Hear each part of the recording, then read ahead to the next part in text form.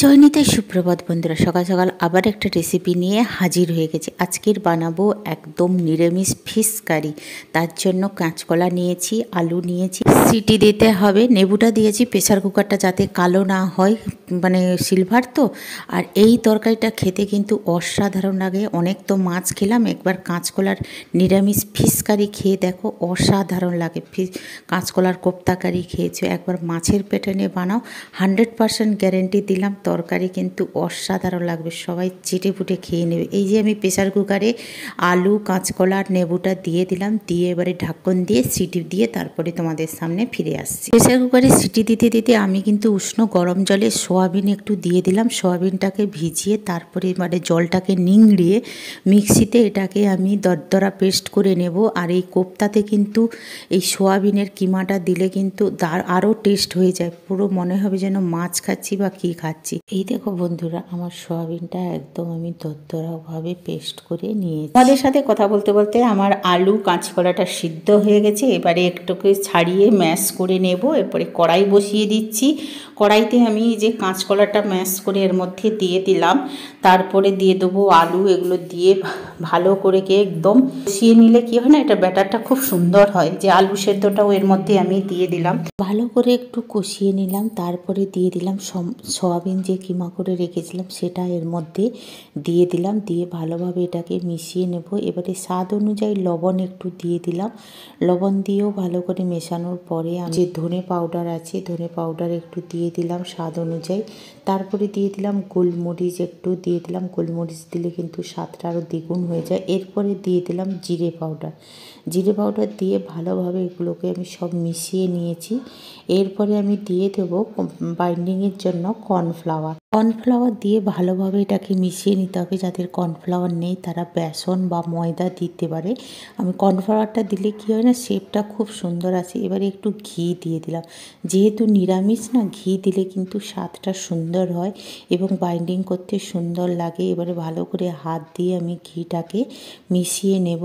এবারে মেশানোর পরে কিছু সময় একটু রাখিয়ে দেবো। রেখে দিলে কিন্তু মানে যে কর্নফ্লাওয়ার দিয়েছি, ঘি দিয়েছি, এটা একদম ফরমেন্ট হয়ে যাবে। এবার আমি মাছের শেপগুলো দিয়ে দেবো। তোমরা কোনটা খেতে চাও, পেটি, চাকা, দাগা, নেজা? কড়াইতে ভাজার জন্য, মাছগুলো ভাজার জন্য কড়াইতে আমি তেল দিয়ে দিয়েছি। আর এদিকে মাছের চাকাগুলো আর পেটি আর নেজা আমি রেডি করে নিয়েছি। এবারে একটু লবণ হলুদ মাছে না দিলে কালারটা সুন্দর আসে না, তাই কর্নফ্লাওয়ারে হলুদ গুঁড়ো, লঙ্কার গুঁড়ো, জিরে গুঁড়ো দিয়ে সুন্দরগুলো মাছের পিসগুলোকে আমি মাখিয়ে নিচ্ছি। তার তেলের মধ্যে সমস্ত মাছগুলোকে দিয়ে এপিট ওপিট করে ভালো করে আমি ভেজে নেব। নিরামিষ মাছ ভাজা হতে হতে ততক্ষণ মশলাগুলো রেডি করে নিই। টমেটো টুকরো এর মধ্যে আমি পরিমাণ মতন দিয়ে দিলাম। দেওয়ার পরে আদা টুকরো একটু দিয়ে দেবো, যেহেতু নিরামিষ পেঁয়াজ রসুন পড়বে না। আদা, টমেটো, গোটা জিরে, গোটা পানমৌরি দিলে ভালো হয়। আর এলাচ কয়দানা দিয়ে দিলাম। দিয়ে আরও দেবো একটু ধনে পাউডার আর দারচিনি, লবঙ্গ, গোলমরিচ, এইগুলো দিয়ে ভালো করে একদম জল দিয়ে মিহি পেস্ট করে নেব। এদিকে দেখো মাছের চাকাগুলো একদম আমার ভালো করে ভাজা হয়ে গেছে, লাল লাল করে ভেজে ফেলেছি। দেখে মনে হচ্ছে না যেন একদম মাছগুলো ভাজা হচ্ছে। দেখতে কত সুন্দর লাগছে আর খেতে কিন্তু দারুণ লাগে। এরপরে একে একে করে সব ভাজা মাছগুলোকে আমি প্লেটের মধ্যে তুলে নিলাম। আর কিছুটা বাকি আছে, সেগুলোকেও ভাজা করে নেব। এটাকে দেখে মনে হচ্ছে না মাছের ন্যাজ, এটা যাই হোক মাছের ন্যাজ একটু বানিয়েছি, কিন্তু চাকাগুলো দেখে মনে হচ্ছে যেন একদম মাছের চাকা, মচমচ করছে। সুন্দর করে একদম লাল লাল করে ভেজে নিয়েছি। আর বাকিগুলো ভেজে তারপরে তোমাদের সামনে ফিরে আসছি। 100% খাঁটি একদম নিরামিষ মাছের ঝোল বানাবো বলে দেখো সমস্ত মাছগুলো আমার ভাজা হয়ে গেছে। নিরামিষ ফিশ কারি বানানোর জন্য সাবুত গোটা মশলা দেব তেলে। ওই মাছ ভাজার তেলে করে আমি দিয়ে দিচ্ছি জিরে, ধনে, এলাচ, লবঙ্গ, দারচিনি, গোলমরিচ, অল্প একটু লবণ দিয়ে দিলাম যাতে না ফাটে। এবারে দুটো তেজপাতা ছিঁড়ে এর মধ্যে দিয়ে একটু হালকা নাড়াচাড়া করে নিলাম। নিরামিষ তরকারিতে হিং দিলে কিন্তু স্বাদ বেড়ে যায়। একটু হিং আমি দিয়ে দিলাম, দিয়ে এবারে আমি লঙ্কার গুঁড়ো একটু দিয়ে দিলাম, তারপরে হলুদের গুঁড়ো অল্প করে আমি এর মধ্যে দিয়ে দিলাম, দিয়ে নাড়াচাড়া করে এরপরে যে পেস্টটা বানিয়ে রেখেছিলাম আদা, জিরে, টমেটো, গোটা গরম মশলা, ধনে পাউডার দিয়ে যে পেস্টটা বানিয়ে রেখেছিলাম এটা দিয়ে দিলাম, দিয়ে ভালো করে আমি মশলাটাকে কষিয়ে নেব। আর দেখো কষানো আমার অনেকটা হয়ে এসছে, অল্প অল্প জল দিয়ে মশলাটাকে ভালো করে কষিয়ে নিতে হবে। আমাদের মশলা কষানো হয়ে গেছে, চার সাইড দিয়ে কি সুন্দর তেল বেরিয়ে এসছে। যত মশলা কষাবে মশলার স্বাদ বেড়ে যাবে। এবারে একটু বাটি ধুয়ে জল এখানে দিয়ে দিলাম, অল্প অল্প জল দিয়ে মশলাটাকে কষাতে হবে, নাহলে মশলাটা আবার পুড়ে যাবে, তেতো হয়ে গেলে আর তরকারির স্বাদটা একদম নষ্ট হয়ে যাবে। দেখো মশলাটা আমার কথা বলতে বলতে সুন্দর করে কষানো হয়ে যাচ্ছে। এবারে একটু টক দই দিয়ে দিলাম, অল্প একটু বেসন দিয়ে ফেটিয়ে টক দইটা দিলাম। গ্যাসটা সিম করে দেবে, না হলে দইটা আবার সব মশলা সব ফেটে যাবে। আমি সবসময় অল্প বেসনে মানে দইতে অল্প বেসন দিয়ে দিলে কিন্তু মশলাটা আমার ফেটে যাবে না। এবারে হালকা করে সুন্দর করে এটাকে নাড়িয়ে নেব। দই দিলে নিরামিষ তরকারিতে স্বাদ আরও দ্বিগুণ হয়ে যাবে। এইভাবে সুন্দর করে ভালোবাসার হাত দিয়ে আমি কষাতেই আছি।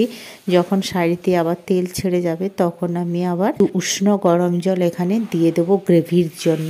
আর কত সুন্দর একটা ক্রিমি ভাব এসেছে, দেখেছো? মনে হচ্ছে যেন ক্রিম দিয়ে এটাকে হয়েছে। নয়, তরকারিটা যত সুন্দর ভালোবাসার দিয়ে কষাবে তত কিন্তু তরকারির স্বাদ একদম দ্বিগুণ বেড়ে যাবে। এবারে আস্তে আস্তে করে আমি উষ্ণ গরম জল এখানে পরিমাণ মতন দিয়ে দিলাম, কারণ একটু বেশি করে দিতে হবে। জলের ভাগটা একটু বেশি দিলে ভালো হয়। যখন আমি মাছের চাকাগুলো দিয়ে দেব তখন কিন্তু অনেকটা গ্রেভি টেনে নেবে। জলটা টেনে নিলে কিন্তু শুকনো শুকনো হয়ে গেলে খেতে এতটা মজা আসবে না, একটু ঝোল ঝোল থাকবে, তখন বাড়িই মজা আসবে। এখন টকবক করে ফুটছে, এবারে আমি ভেজে রাখা মাছের চাকাগুলো এর মধ্যে একে একে করে দিয়ে দিলাম।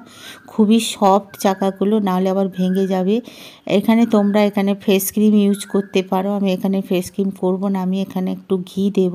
আর চাকাগুলোকে ভালো করে ডুবিয়ে দিচ্ছি, একটু ফুটে উঠলেই গ্যাসটাকে বন্ধ করে দেব।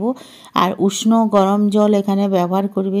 গরম জল ব্যবহার করলে কিন্তু তরকারির স্বাদ দ্বিগুণ বেড়ে যাবে। গ্যাসটাকে আমি মিডিয়াম করে তরকারিটাকে একটু ফোটাচ্ছি, ফুটে উঠলেই তারপরে আমি গ্যাসটাকে বন্ধ করে এখানে আমি ঘি দেব। তোমরা বাটার দিতে পারো বা ফেস ক্রিম দিতে পারো, আরও তরকারির স্বাদ দ্বিগুণ বেড়ে যাবে। কাজু বাটা দিতে পারো, আমি এগুলো দিচ্ছি না।